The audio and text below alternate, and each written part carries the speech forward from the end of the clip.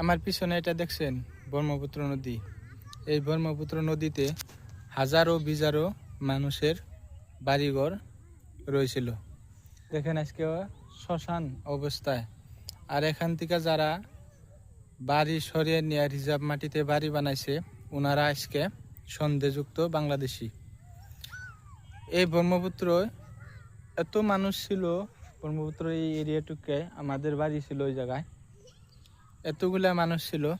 হয়তো যার অল্প টাকা পয়সা ছিল তারা মেদি মাটি কিনে টাউনে হোক অন্য গ্রাম অঞ্চলে হোক যেতে পারেছে, কিন্তু যাদের টাকা ছিল না তারা খাস মাটি 2000 টাকা 3000 টাকা দিয়ে অন্য কোনো একটা মানুষের থ্রু দিয়ে রিজার্ভ মাটি কিনে বাড়ি বানাইছিল। আজকে তারা ওই জায়গার বাসিন্দা। আর এখন ওই জায়গায় সরকার বলতেছে কি এরা সন্দেহমূলক বাংলাদেশি। সবাই একটু এই ভুল তথ্যটা বোঝানোর জন্য ভিডিওটা শেয়ার করে দিবেন। ধন্যবাদ।